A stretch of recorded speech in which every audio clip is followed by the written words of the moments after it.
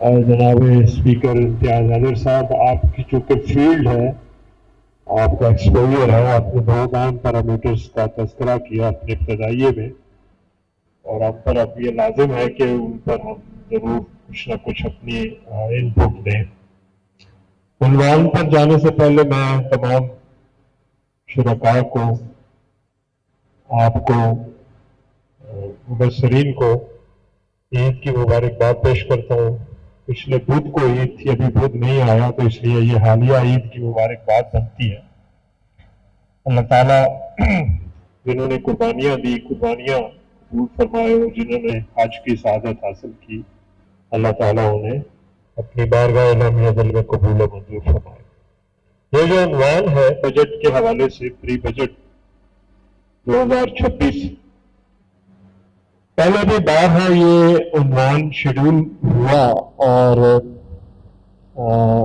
इस बार इसकी अहमियत इसलिए ज़्यादा है कि ये बजट से पहले शेड्यूल हुआ।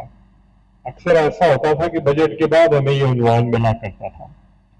तो इस मौके पर जबकि बजट की आमद है, और गरीब आदमी पर, आम आदमी पर जिस तरह माशी दबाव है, जिस तरह महंगाई का शिकार है, जिसे अपनी रोजमर्रा की जरूरियात पूरी करने के सिलसिले में बहुत तगदो करनी पड़ रही है, फिर IMF का अजाब भी मुसल्लत है, और वो भी तलवार की तरह लटक रहा है, गैर मुल्की कर्जों की यलगार है।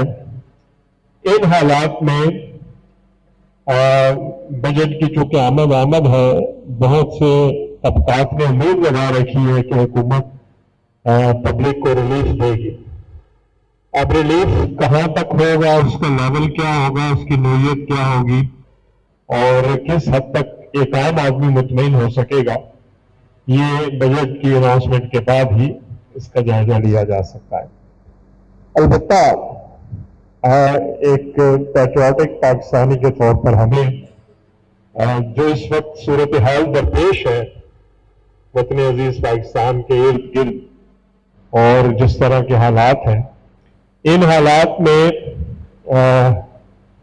उम्मीद का दामन नहीं छोड़ना चाहिए, अल्लाह पर तवक्कुल रखनी चाहिए। मुश्किल हालात कौमों की जिंदगी में आते रहते हैं, अल्लाह ताला उनके अपने फजलो करम से हल भी अता फरमा देता है। महंगाई, कमर तोड़ महंगाई, फिर उस पर ये कर्रा ये है कि ये बढ़ती चली जा रही है। कुव्वत खरीद बहुत निचली सतह तक चली गई, और हुकूमत किसी तरह भी, अब पेट्रोल की कीमतें देखें, फ्लक्चुएशन उनकी आपके सामने है। पेट्रोल की कीमत जब बढ़ती है, पेट्रोलियम मसनूआत की, तो उसका असर जिंदगी के हर शोबे पर पड़ता है, तमाम मसनूआत उससे मुतासिर होती है।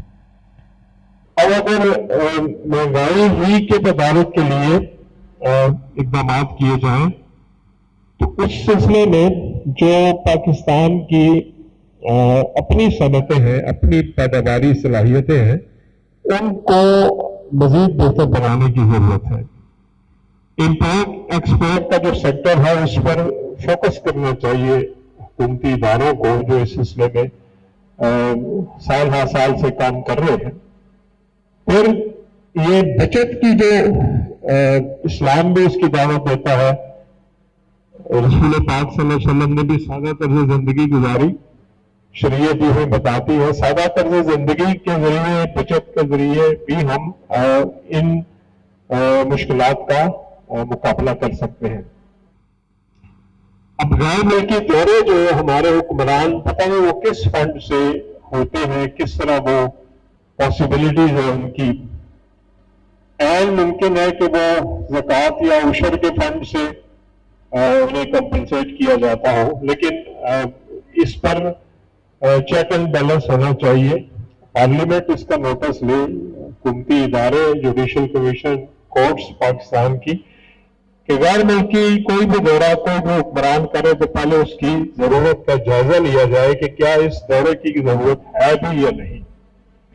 अब एक आम MNA, MPA, मिनिस्टर, वो पूरी फैमिली के साथ गैर मुल्की दौरे पर निकल जाता है। तो ये पिकनिक मनाना जो अब हम अफोर्ड नहीं कर सकते। अब ये महाशी सूरत हाल और तरह की हमें दरपेश है। तो इस मुश्किल तरीन दौर में हमें हुकूमत को जो आम आदमी की हालत बेहतर करने के सिलसिले में जरूरी इकदाम मैं चंद तजावीज़ उस सिलसिले में देना चाहता हूँ। एक तो स्मॉल इंडस्ट्री जो है, छोटे पैमाने के जो कारोबार हैं, उस सिलसिले में आम आदमी को आसान कर्जों के जरिए कंपनसेट किया जाए और उसको ऐसी सहूलियात मुहैया की जाए। बेरोजगार नौजवान मारे मारे फिर रहे हैं, तो जराइम में मुलविस हो जाते हैं। तो अगर स्मॉल बिजनेस इंडस्ट्रीज छोटे कर्जे जल्द मिले और उन्हें कंपनसेट किया जाए, सहूलियात फराहम की जाए, उसका प्रोसीजर आसान रखा जाए, तो भी ये जब रोजगार मुयस्सर आएगा तो जराइम की शरह भी कम होगी। इसी तरह अगर हमारा मुल्क ज़रई मुल्क कहलाता है, तो एग्रीकल्चर रिफॉर्म्स की सख्त जरूरत है। हम ज़रई इस्लाहात के सिलसिले में गफलत का शिकार है। अब तक हमें बहुत सी चीजें इंपोर्ट करना पड़ती हैं, दालें भी हमें इंपोर्ट करना पड़ती हैं, मसाले भी, इसी तरह की और बहुत सी चीजें। तो ज़रई मुल्क होने का यह सिर्फ एक नाम है। इस सिलसिले में किसान को सहूलियात फराहम की जाए, किसान को फैसिलिटेट किया जाए और उसको आसान शराइत पर कर्जे दिए जाएं, जिस तरह के खाद की सूरत में, ट्रैक्टर्स की सूरत में, थ्रेशर्स की सूरत में। तो अच्छी प्रोडक्शन, अच्छी पैदावार जो है वो भी मुल्क की मईशत को बेहतर बनाने में अहम किरदार अदा कर सकती है। तो इस तरह की चंद चीजें जो है वो हम अगर इख्तियार करें तो हम इस माशी दबाव से निकल सकते हैं। और जो आने वाला बजट है उसमें बहुत सारी चीजें, जब एक इंसान ये देख लेता है कि हालात ही ऐसे हैं। इकबाल ने कहा था ना, सबब है इसका कुछ और जिसको तू समझता है, जवाल बंदा मोमिन का बेजरी से नहीं। अब बेजरी ही सारे मसाइल का हल वजह नहीं है, सबब नहीं है।